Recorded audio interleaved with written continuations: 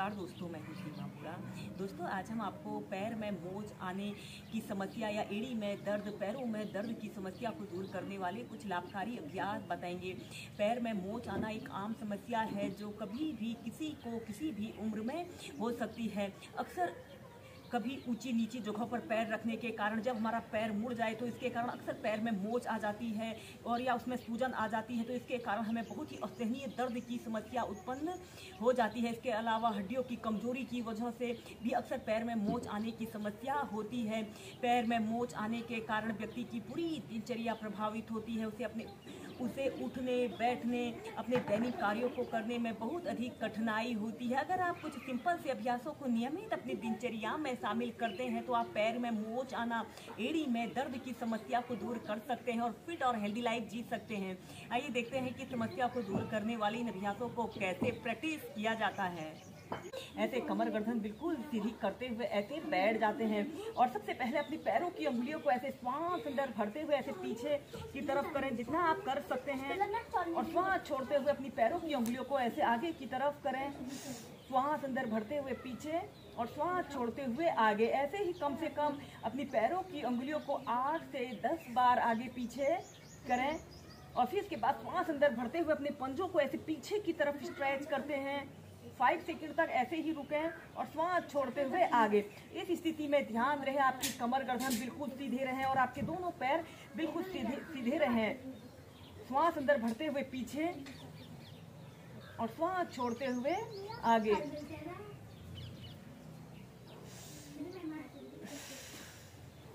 और फिर ऐसे अपने पैरों को 5 टाइम्स क्लॉकवाइज घुमाइए और फिर एंटी क्लॉकवाइज। फिर ऐसे 4 से 5 बार अप डाउन करें और फिर इसके बाद आपने अपने दोनों पैरों को ऐसे अपनी फ्लेक्सिबिलिटी और स्ट्रेंथ के अनुसार जितना आप फैला सकते हैं उतना फैला लेते हैं और अपने दोनों हाथों को ऐसे अपने घुटनों के पास ऐसे रख लें। श्वास अंदर भरते हुए ऐसे अपने पंजों को पीछे की तरफ स्ट्रेच करते हैं। 5 सेकंड तक होल्ड करके रखें। दोस्तों, यह अभ्यास पैरों में दर्द, थकान जैसी समस्या को दूर करने के लिए बहुत अच्छा अभ्यास है। जब भी आपके एड़ी में दर्द, हील पेन की समस्या हो या पैर में अक्सर जब कभी मोच आ जाए तो आप इन अभ्यासों को जरूर प्रैक्टिस करें। श्वास अंदर भरते हुए पीछे 5 से 10 सेकंड तक ऐसे ही होल्ड करके रखें और श्वास छोड़ते हुए आगे। के बाद हम करेंगे पाद प्रसार पश्चिमोत्तानासना। यह स्ट्रेचिंग का एक बहुत अच्छा अभ्यास है। इस अभ्यास को करने से जिन लोगों को अक्सर पैर में मोच आने की समस्या हो या नस चढ़ने की शिकायत होती है, बहुत से लोगों को वह समस्या दूर होती है। आपने ऐसे ही बैठ जाते हैं और अपने दोनों हाथों को अपने पीठ के पीछे से ऐसे इंटरलॉक कर लेते हैं। लंबी गहरी श्वास अंदर भरते हैं और श्वास छोड़ते हुए अपने दोनों हाथों को पीठ के पीछे से ऐसे ऊपर को उठाते हैं और ऐसे आगे की तरफ झुक जाते हैं। आपके दोनों पैर बिल्कुल सीधे रहें, पंजे आगे की तरफ तने हुए हों और अपनी ठोड़ी को ऐसे अपने घुटने पर लगाने की कोशिश करें। 10 सेकंड तक ऐसे ही रुकें। श्वास अंदर भरते हुए सीधे, श्वास छोड़ते हुए लेफ्ट साइड।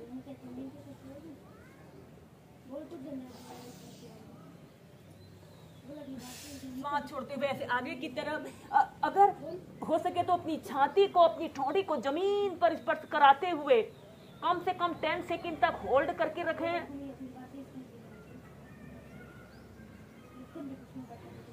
श्वास अंदर भरते हुए सीधे और श्वास छोड़ते हुए राइट साइड सीधे।